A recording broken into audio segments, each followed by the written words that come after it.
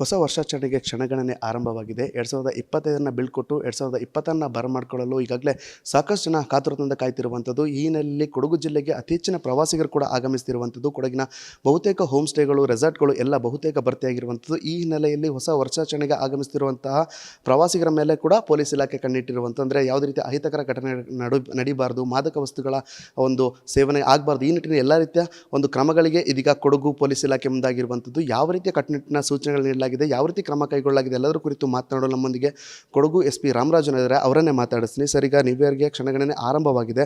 ಯಾವ ರೀತಿಯಾಗಿ ಪೊಲೀಸ್ ಇಲಾಖೆಯಿಂದ ಸೂಚನೆಗಳನ್ನ ಕೊಡಲಾಗಿದೆ ಮತ್ತು ಯಾವ ರೀತಿ ಕ್ರಮಗಳನ್ನ ತೆಗೆದುಕೊಳ್ತಿದ್ದೀರಿ ಸರ್? ಈಗ ಫಸ್ಟ್ ಆಫ್ ಆಲ್ ನಾವು ಲಾಸ್ಟ್ ಒಂದು 5-6 ದಿವಸವಾಗಿ ಸುಮಾರು 24ರಿಂದ ಡಿಸೆಂಬರ್ 24ರಿಂದ ನಮಗೆ ಪ್ರವಾಸಿಗರು ನಮ್ಮ ಕೊಡಗು ಜಿಲ್ಲೆಗೆ ಬರೋದು ತುಂಬ ಜಾಸ್ತಿ ಆಗಿದೆ. ಆ ಸಂದರ್ಭದಲ್ಲಿ ಒಂದು ಟ್ರಾಫಿಕ್ ರೆಗ್ಯುಲೇಷನ್, ತುಂಬ ಟ್ರಾಫಿಕ್ ಜಾಸ್ತಿ ಇತ್ತು. ಆ ಟ್ರಾಫಿಕನ್ನು ಮ್ಯಾನೇಜ್ ಮಾಡೋದಕ್ಕೆ ನಾವು ಬೇರೆ ಬೇರೆ ಸ್ಟೇಷನ್ಗಳಿಂದ, ಈಗ ಉದಾಹರಣೆಗೆ ಭಾಗಮಂಡಲ, ನಾಪೋಕ್ಲು, ಸಿದ್ದಾಪುರ ಇಂಥ ಸ್ಥಳಗಳಲ್ಲಿ ಸ್ವಲ್ಪ ಅಲ್ಲಿ ಟ್ರಾಫಿಕ್ ಇಶ್ಯೂ ಇರೋದಿಲ್ಲ. ಅಲ್ಲಿಂದ ಪೊಲೀಸ್ ಮಣ್ಣನ್ನು ತೊಗೊಂಡು ಇಲ್ಲಿ ನಮ್ಮ ಮಡಿಕೇರಿ, ಕುಶಾಲನಗರ, ಸುಂಟಿಕೊಪ್ಪ ಇಂಥ ಸ್ಥಳಗಳಲ್ಲಿ ಹಾಕಿದ್ದೀವಿ. ಜೊತೆಗೆ ಡಿಸ್ಟಿಕ್ ಆರ್ಮ್ಡ್ ರಿಸರ್ವನ್ನು ಇಂಪಾರ್ಟೆಂಟ್ ಸ್ಥಳಗಳಲ್ಲಿ ನಮ್ಮ ರಾಜಾ ಸಿಟಿ ಇರಲಿ, ಮತ್ತು ಅಬ್ಬಿ ಫಾಲ್ಸ್ ಕಡೆ ಇರಲಿ, GT ಸರ್ಕಲ್ ಕಡೆ ಇರಲಿ, ಇಂತಾಗ ನಮ್ಮ ಡಿಸ್ಟಿಕ್ ಆರ್ಮ್ಡ್ ರಿಸರ್ವನ್ನು ಲಾಸ್ಟ್ 2 ಡೇಸ್ ಆಗಿ ನಾವು ಡಿಪ್ಲಾಯ್ ಮಾಡ್ತಾಯಿದ್ದೀವಿ.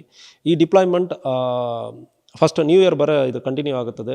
ಒಂದು ಟ್ರಾಫಿಕ್ ರೆಗ್ಯುಲೇಷನ್ಗೆ 2 ಪ್ರವಾಸಿಗರು ಎಲ್ಲೆಲ್ಲ ಬರ್ತಾರೋ ಅಲ್ಲಿ ಜಾಸ್ತಿ ಪೊಲೀಸರನ್ನು ಕೂಡ ನಾವು ಡಿಪ್ಲಾಯ್ ಮಾಡಿದ್ದೀವಿ. ಅಲ್ಲಿ ಯಾವುದೇ ಒಂದು ಘಟನೆಗಳು, ಒಂದು ಹೊಡೆದಾಟ ಆಗೋದು, ಟ್ರಾಫಿಕ್ ರೆಗ್ಯುಲೇಷನ್, ಪಾರ್ಕಿಂಗ್ ಇಶ್ಯೂ ಇಂಥವು ಇರುವುದನ್ನು ಅವಾಯ್ಡ್ ಮಾಡೋದಕ್ಕೆ ಇಂಥ ಪ್ರಿಪ್ರೇಷನ್ ಆಯಿತು.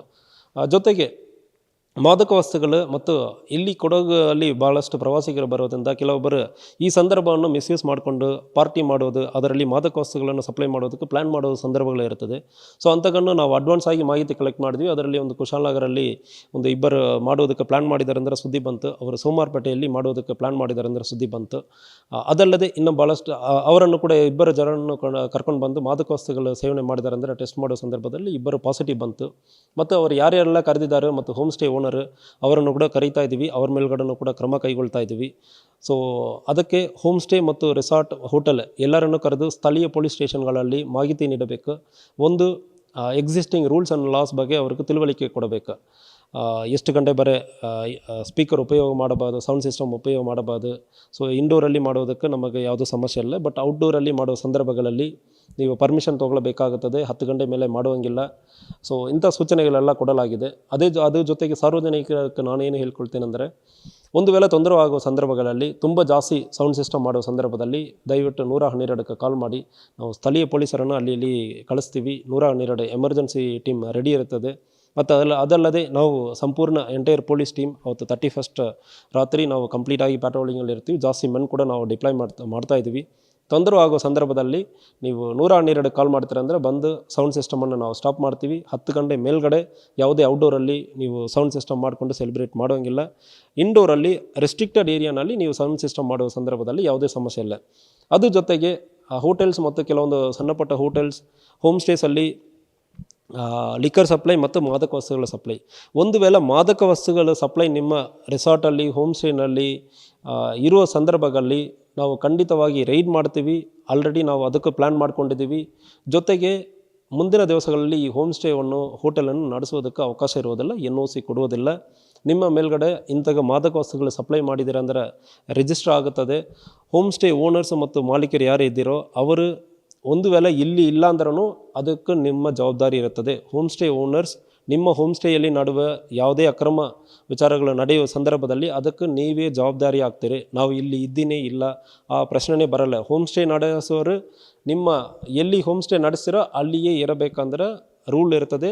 ಅದು ಪ್ರಕಾರ ನಡೆಸ್ಕೊಳ್ಬೇಕು. ಬೇರೆಯವ್ರ ಕಡೆ ನೀವು ಕೊಟ್ಟು ನಡೆಸಿ ಅವರು ಏನೋ ತಪ್ಪಾಗಿ ಇಲ್ಲ ಏನೋ ಬೇರೆ ರೀತಿಯಲ್ಲಿ ನಡೆಸ್ಕೊಳ್ತಾರೆ, ಮಾದಕ ವಸ್ತುಗಳು ಸಪ್ಲೈ ಮಾಡಿರ್ತಾರೆ ಅಂದರೆ ಗೊತ್ತಾಗೋ ಸಂದರ್ಭದಲ್ಲಿ ಅದರಲ್ಲಿ ನಿಮ್ಮ ಹೆಸರು ಬರ್ತದೆ.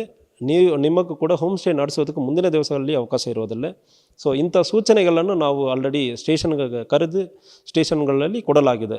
ಅದಲ್ಲದೆ ಅವತ್ತಿನ ದಿವಸ, ನ್ಯೂ ಇಯರ್ ದಿವಸ ರ್ಯಾಂಡಮ್ ಆಗಿ ಎಲ್ಲಿ ನಮಗೆ ಡೌಟ್ ಬರ್ತದೆ. ಕೆಲವೊಂದು ಕಡೆ ಬುಕ್ಕಿಂಗ್ ಇರೋದು 12 ಜನ 15 ಜನಕ್ಕೆ ಮಾತ್ರ ಅಲ್ಲಿ ಹೋಮ್ ಸ್ಟೇನಲ್ಲಿ ಅವಕಾಶ ಇರ್ತದೆ. ಅಂಥ ಸಂದರ್ಭದಲ್ಲಿ ಇವರು ಜಾಸ್ತಿ ಜನವನ್ನು ಕರೆದಿದ್ದಾರೆ. ಆ ಮಾಹಿತಿಯನ್ನು ಕೂಡ ನಾವು ಕಲೆಕ್ಟ್ ಮಾಡ್ತಾ ಇದ್ದೀವಿ. ಅಲ್ಲಿ ನಾವು ರ್ಯಾಂಡಮ್ ಆಗಿ ಚೆಕ್ ಮಾಡ್ತಾ ಇದ್ದೀವಿ ಮತ್ತು DR ಟೀಮನ್ನು ಉಪಯೋಗಿಸ್ಕೊಂಡು if needed will ride those places.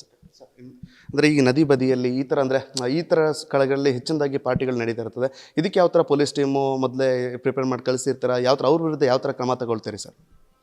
So ಯಾವುದೇ ಕಾರಣಕ್ಕೂ ನೀವು ರೆವಿನ್ಯೂ ಲ್ಯಾಂಡ್ ಇರಲಿ ಮತ್ತು ಪಬ್ಲಿಕ್ ಲ್ಯಾಂಡಲ್ಲಿ ಮತ್ತು ಪ್ರೈವೇಟ್ ಲ್ಯಾಂಡಲ್ಲಿ ಪರ್ಮಿಷನ್ ಇಲ್ಲದೆ ನೀವು ಶೆಲ್ಟರ್ ಕೊಡುವುದು ಮತ್ತು ಅಲ್ಲಿ ಪಾರ್ಟಿ ಆರ್ಗನೈಸ್ ಮಾಡೋದಕ್ಕೆ ಅವಕಾಶ ಇರುವುದಿಲ್ಲ. ಒಂದು ವೇಳೆ ಅಂಥ ಅವಕಾಶ ನೀವು ತೊಗೊಳ್ತೀರಂದರೆ ಕಾನೂನು ರೀತಿಯಲ್ಲಿ ಕ್ರಮ ಕೈಗೊಳ್ತೀವಿ. ಯಾರು ಭಾಗವಹಿಸ್ತಾರೋ ಅವ್ರ ಮೇಲ್ಗಡೆ ಕ್ರಮ ಕೈಗೊಳ್ತೀವಿ. ಎಸ್ ಕೇಳಿದ್ರಲ್ಲ, ಇದಿಷ್ಟು ಕೊಡಗು SP ರಾಮರಾಜನ್ ಅವರು ಮಾತಾಗಿರುವಂಥದ್ದು. ಅಂದರೆ ಈಗಾಗಲೇ ನೀವೇರಿ ಕೂಡ ಸಾಕಷ್ಟು ಜನ ಆಗಮಿಸ್ತಿರುವ ಹಿನ್ನೆಲೆಯಲ್ಲಿ ಒಂದಷ್ಟು ರೀತಿಯಲ್ಲಿ ಕಟ್ಟುನಿಟ್ಟಿನ ಕ್ರಮ ಕೂಡ ಕೈಗೊಳ್ಳಲು ಎಲ್ಲ ರೀತಿಯ ಸಿದ್ಧತೆಗಳನ್ನು ಕೂಡ ಮಾಡ್ಕೊಂಡಿರೋ. ರೇವ್ ಪಾರ್ಟಿ ಆಗಿರ್ಬೋದು, ಈ ಥರ ಮಾದಕ ವಸ್ತುಗಳನ್ನ ಬಳಸಿ ಪಾರ್ಟಿ ಮಾಡುವಂತಹ ಹೋಮ್ ಸ್ಟೇಗಳು ಈಗಾಗಲೇ ಗುರುತು ಮಾಡಿರೋ ಅವರ ವಿರುದ್ಧ ಕೂಡ ಒಂದಷ್ಟು ರೀತಿಯಲ್ಲಿ ಸಡನ್ ಆಗಿ ಪೊಲೀಸ್ ತಂಡ ಕೂಡ ಭೇಟಿ ನೀಡಿ ಏಕಾಕಿ ದಾಳಿ ಮಾಡುವ ಸಾಧ್ಯತೆಗಳು ಕೂಡ ಇರ್ತದೆ. ಹಾಗಾಗಿ ಎಲ್ಲರೂ ಆ ಒಂದು ನಿಯಮವನ್ನು ಕಟ್ಟುನಿಟ್ಟಾಗಿ ಪಾಲಿಸಿ ಅನ್ನೋ ಮಾತನ್ನ ಕೂಡ ಇದೀಗ ಕೊಡಗು SP ರಾಮರಾಜನ್ ಹೇಳಿರುವಂಥದ್ದು. Lohith Magalumane, Zee News Kannada, Kodagu.